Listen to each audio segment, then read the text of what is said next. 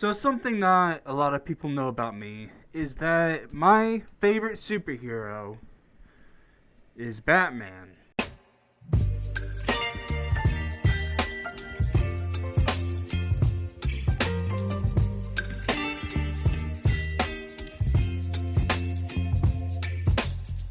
For real, God bless any person that plays Spider-Man and has to wear this for like 12 hours a day on a set. I was in it for 2 minutes and I felt like I was going to suffocate.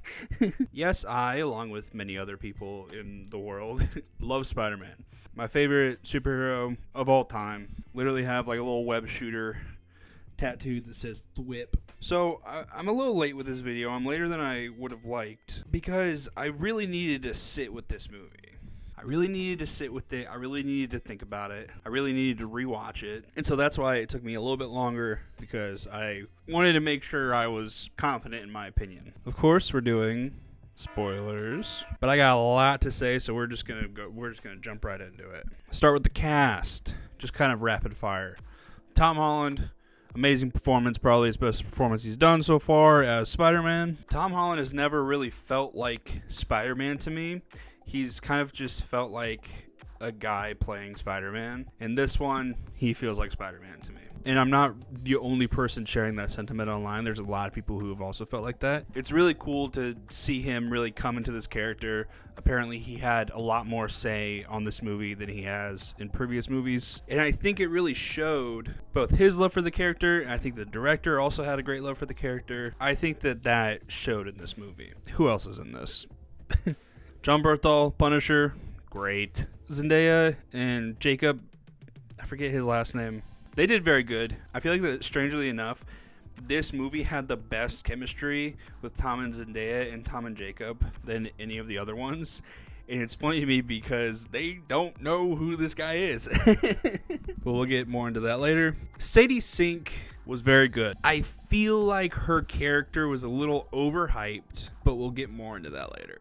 I don't know, a bunch of people were in this and they all did pretty good. Okay, we're going to start with some criticisms. I think we're going to start with the web swinging. Big issue that a lot of people had with Tom Holland Spider-Man was that you never really saw him web swinging around New York. I feel like that they took that information and they were like, okay, we're going to have a bunch of web swinging in this. And I'm sorry, some of it didn't look good. I feel like nothing's going to hold up to the Amazing Spider-Man 2's opening web swinging scene. That was probably peak that we're going to get. In the first scene that we see him web swinging, this might be nitpicky, I don't know. He feels kind of weightless to me. Kind of in the same way that Tobey Maguire's Spider-Man, when he's swinging around, it feels like he's just kind of weightless. Like he's just kind of going. You know, if we refer back to the Amazing Spider-Man 2 opening scene, you feel the momentum and you feel the weight and you feel, when he comes down and swings, you feel the weight accelerating down and shooting off. You know what I mean? In some of this, it feels like that he's just kind of weightless. He's just kind of moving around, There are some web swinging scenes that are very good and that I think are done very well. I particularly really like the one after the party where he's web swinging as Peter during the night. I think that it looks really good. I think that it was done very well. And I really like the part where he swings up and then he's kind of falling back and everything. Some of the web swinging looked great. Some of it kind of looked so-so. I'm very glad that they did a lot more of this movie practically. And I'm especially, and I can't believe I'm saying this, I'm so stoked that they did a practical Spider-Man suit. Just the bare minimum, man. I never liked Tom's suits. They were so smooth, and they digitally took out the wrinkles in the edit. And I guess it was because they were nanotech suits, or they suctioned to his body, so there was no wrinkles. I don't care about that. They didn't look good because they were so smooth and nothing. He felt like a cartoon character. But I'm so happy that in this they do a practical suit. You see the wrinkles. You see, there's some parts where he's walking around and you see a light bouncing off of the webs that are on his suit, and it looks so good. And also Tom Holland talked a little bit about how this suit is kind of an homage of Tom's suits, but also Toby and Andrew's suits. I think Andrew Garfield's Amazing Spider-Man 2 suit is the peak Spider-Man suit in my mind. This one is a close second. Also, I'm just so glad that they did a lot more of this practically, because you didn't get the usual kind of, even lighting that Marvel tends to do, where everything's kind of evenly lit, so then they can CGI whatever they want. The lighting matches because it's all just blah. In this, you get very interesting camera shots and camera angles and camera movements and very interesting lighting in some of the shots. There is some shots that do just kind of have that CG grayness that Marvel tends to have sometimes. But I do think that there's more good and interesting looking shots than there are of the blah CGI shots. Especially with like the tank scene. You've seen the behind the scenes of them shooting the tank scene and stuff like that. And I feel like that you can really feel the weight of Spider-Man actually being on the tank in an actual street that's populated with the actual people, and not a CGI tank in a CGI street with CGI people everywhere. Also, in that scene, you're introduced to Frank in this movie, Frank Castle, the Punisher. They have a good introduction where Punisher's like, "Get out of my way, Spider-Man," and then Spider-Man's like, "But Mr. Punisher, we need..." During my brand new day reaction, that's all I'm going to be doing. And then John Berthold was like, "Get out of my way, Spider-Man." And then Tom Holland was like, "But Mr. Punisher, we need to..." I told y'all I was going to do that. I said in a previous video, I think it was the Supergirl video, that I'm kind of getting tired of the movie trope where it's the gruff, tough guy gets paired with a kid, and the kid changes his heart. And there is elements of that in this movie, but not as much. Because in this movie, Peter is not going around bumbling like a little kid anymore. He's not going around, "Ooh, gee, Mr. Stark, ooh, I don't know." He's very confident in himself. He's able to hold his own. He goes to the, the damage control building, and he strolls in there, gets a meeting with the director. And, he strolls in there, he tells the guy what he needs, and he's like, "I'll help you wherever I can." And he just had more of a confidence to him. And so with his dynamic with Frank, it was more of they were peers. And Frank would show up and he'd be like, "I'm going to kill everybody." And Tom Holland would be like, instead of just kind of being like, "No, we need to be nice and we need to be good," he'd be like, "Don't kill her. Don't kill her." Like, they would argue. They're more of peers. And I think it plays better. Also, when Spider-Man kicks Frank out of that van, Frank could have died. Easily.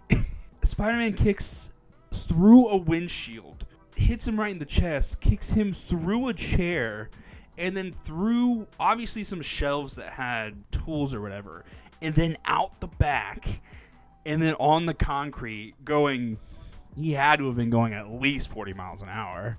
I'm surprised Frank wasn't snapped in half. Anyway. I think the action was a lot better in this movie. Very interesting. They did some cool stuff. I especially really like, they kind of invented a type of chase scene in this movie. At least I haven't seen something like it before, where Spider-Man's chasing after a person, but the way that they are traveling is by jumping through other people. So you see just like down a New York City street, people going like this, and someone's hopping into each of their bodies and going really fast. And Spider-Man has to chase that. I feel like that was interesting. I haven't seen that before, and I really liked that. And then outside of that, a lot of the fights were very good. Spider-Man's fight with Scorpion was awesome. I feel like that felt a little bit like kind of what Tom would look like with the symbiote, where he's just angry and, where is he? I don't know. Yeah, most of the action was, I think, good in this movie. While I'm thinking about it, I think this was a great Peter Parker apartment. Peter apartment? I don't know. I was trying to think of something there. I think it had a great vibe of Peter Parker's apartment. I really want to know how this kid has money. He has 8 different monitors and a 3D printer that makes computer chips and stuff, and he has all this stuff, and he's living in an apartment. I don't think that they established that he doesn't pay rent. The guy shows Peter the apartment. He's like, yeah, no one uses it. It has a lot of asbestos or whatever. We just use it as storage. But they never established that Peter pays rent for the apartment, does he? And if he does, how? Where is he getting money? I feel like a lot of people are like, oh, that doesn't matter. I think it does. I think it really does. I saw some theories that it's from Aunt May's life insurance or something. I saw some stuff that he does freelance web design or whatever. Not web design, like web design. I don't know. I feel like that they needed to at least mention something about how he has money. I was thinking maybe he has some sort of freelance pay from the police or something. I have no idea. Please explain. An issue that I had with the story is with Peter's mutation. I know that they couldn't go full man spider. They said, kids are going to be watching this movie. We can't go full man spider. But I feel like that it just needed to be taken a little bit further than what we get. He gets the organic webs, he gets the black eyes, and he gets heightened senses that are overbearing. But that doesn't feel like this urgent matter that we need to get this inhibitor or else. You've already learned how to adapt to heightened senses. Can you even see in these? Yes, I can. Look, I can see in those. When whatever happened, it's like my senses have been dialed to 11. There's way too much input, so they just kind of help me focus. I feel like you can just do it again. And by the end of the movie, he does. I think that they should have maybe shown some hair growing on him, at least. Or like his teeth are getting sharp. Or just something physical on his body that's changing to where we really feel that, yeah, he needs that inhibitor or else he's going to turn into this freak man spider. I understand that they needed the inhibitor for the plot. I wish it just went a little bit further. Let's address Hulk and Bruce Banner. Bruce Banner teaching. I like that idea. That scene was cringe. I felt very cringe watching that scene. Student raised his hand. Yeah, is this going to be a question about physics or about the Avengers? I just want to know why Thanos didn't double the resources. Jake, you got an answer for that one? Kid stands up, covered in green. Hulk smash! Yeah, I did not like that at all. I liked Pete talking to Bruce Banner and trying to get information about how his inhibitor works. I did not understand why Banner was talking about Hulk like this uncontrollable rage monster again.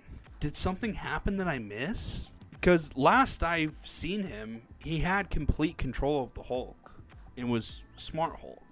So I don't understand why he's like showing the inhibitor and he's like, careful when I don't have this. Rah! It made no sense to me. I did like that Peter is kind of asking him questions about the inhibitor and maybe it could be used for something else. And then Bruce kind of starts getting that feeling like, why do you need to know all this? And he kind of, he could tell that Peter has powers and that's why he's asking. I liked that. It was a good scene. I'm going to jump over to start talking about Sadie Sink as Jean Grey. I don't know why. I just completely blanked on her name. Real quick, I do just want to say, when Peter is in the alley and he tries to do something with his webs and then the webs explode and he comes out onto the sidewalk and then there's that black kid and he kind of goes, hey, you all right, Spider-Man? When that kid came on, I was like, is that Miles? Oh my god, is this their introduction of Miles? It wasn't. It was just some kid that Jean Grey was inhabiting. But I for real thought that was Miles for a second. And I was like, okay, that's interesting. I was kind of let down, but also, I don't know. I'm fine with Miles not being introduced in this movie. I think Sadie Sink did very good. It was just a weird choice to have Jean Grey be the Spider-Man villain of this movie. I don't know. I'm mixed on it because yes, I think this could be a good introduction of the X-Men. I think that inhibitor chip is definitely going to play a role in future X-Men stuff. I think the damage control is going to be able to use the technology of that inhibitor to inhibit X-Men and stuff. And I do think that Sadie Sink did very good. I don't know. There's a part of me that kind of wanted Kingpin or Tombstone. You see a little bit of Tombstone. I guess we've seen Kingpin and Daredevil. Shocked Daredevil wasn't in this, by the way. Because I feel like it could have been so easy. At least one part of it, Punisher being like, I think I know someone that can help. And then Daredevil's in it. Shocked. But anyway, I don't know. Sadie Sink did very good in the role. And they did some very interesting stuff with it. The scene of MJ and Peter on the roof, that was evil. That was evil. She kind of pulls up his mask and kisses him and goes, Peter? And then they hug and he's crying. Dude, he's sobbing. He's like, oh, MJ, I missed you so much, MJ. But it was actually Jean Grey inhabiting her. That was evil. I think John Berthol's Punisher in this was very good. It was so funny to me seeing Frank Castle fight the Hulk. And I'm glad that they said something about it. I thought it was so funny when Peter's like, Frank, this is way above your pay grade. And even Frank was kind of like, I don't think I want to fight the Hulk anymore. Like, I will say there was a couple times where Hulk lands some hits on Spider-Man, and I was like, Spider-Man would be goo. He'd be goo. He'd be turned into mush, and he'd be dead. He'd be a mushy dead boy on the bottom of Hulk's foot. If a bullet is able to hurt Spider-Man, a full hit from Hulk could kill Spider-Man. That's all I'm saying.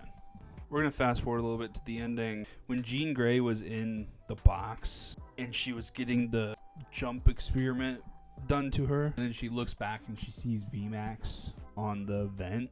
I'm so curious if her sister meant to do that or if her sister accidentally sent that message to her.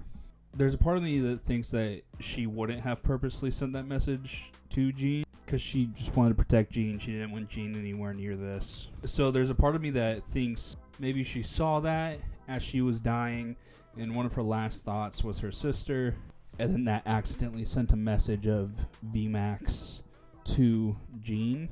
But then maybe it was on purpose. I don't know. It kind of made me laugh when the boom, the thing happens. And then everyone's frozen. And Frank Castle runs up to this force field and he's kind of looking at it. And in my head, he's thinking, oh, how can I shoot my way out of this one? And then literally, like in the next scene, he's on the roof with a sniper rifle. Dude, I actually started laughing in the theater. Peter's fight with the hand was really good. But I really liked the scene and felt like it was a standout scene when Peter lets Jean into his mind and lets her have that moment with May. I really liked that. I really liked that because I think he could clearly see that she just needed something like that. And I really liked that throughout most of the movie. At least when we first see Jean try to get into his head and he's kind of like, oh, get out of there. You're not supposed to be in there. And he's kind of trying to protect that memory from Jean. I like that he is selfless enough to be like, I'll let you have this intimate moment with this person that I really love because I think it would help you. That's Spider-Man. I really liked the feeling of Peter being more of a mentor in that scene, and then him dodging in the way of the bullet for her. There was a part of me that was like, is no way. Is Spider-Man about to bite it right now? And he would have died if Jean didn't inhabit him and keep him breathing. That was so good. That was really good. Someone pointed out online that when he was dying this time, he didn't say, I don't want to go, I don't want to go. Instead, he was kind of saying, it's okay, it's all right. Dude, he was ready to die. Oh my God. That's crazy. I really liked the scene of Spider-Man sneaking out of the hospital, and then Frank has the Spider-Man mask on, and he's going in the window, and everyone's cheering for Spider-Man. I really like that Pete was able to see everyone who loves and supports Spider-Man since he's been on his own for 5 years. Just being able to see all the support and everyone who's there for him while he's at the hospital. That was a very sweet scene. And last but not least, the end credit scene of the Spider-Man app. And then it zooms out and it zooms into space. And it says, Spider-Man found in space. I don't know how I feel about that. If Spider-Man's just in space again, I don't really care because Spider-Man's been in space before. Maybe it's relating to him being in Doomsday and they're fighting in some weird space dimensional thing. Or I saw a theory that it could be kind of somehow hinting towards some sort of Spider-Verse thing where maybe Miles is coming through. I don't know. Whatever it is, I'm sure it'll be cool. I just didn't really get too hype about it or too like, ooh, I wonder what that could mean. Maybe it means. Overall, I think it was a fine movie. I think it was a lot of fun. I think it was a good Spider-Man movie. I think it's a good direction for Marvel to be going in. There is a part of me that's a little bit disappointed because a lot of people have been hyping it up as, oh, this is the best Spider-Man movie ever made. This might be the best superhero movie ever made. And it just wasn't that, at least for me. It was still good. It wasn't like mind-blowing for me. Overall, it's a good movie. I think it was a little bit overhyped. Overall, I give it a solid, yeah, all right, yeah, out of 10. I'm more so excited to see what happens in the future because I think that this is a good starting place for the direction that I think Marvel should go in. I think that's about all I got for you. Thank you so much for watching. If you want to watch some of my other movie reviews, I have a couple others. If you want to watch some of my other videos that aren't movie reviews, I have plenty of those on my channel as well. If you like this video, make sure you like this video. If you like me, make sure you subscribe. You can see a whole lot more of me. Again, thank you so much for watching, and I will see you guys in the next one. Goodbye.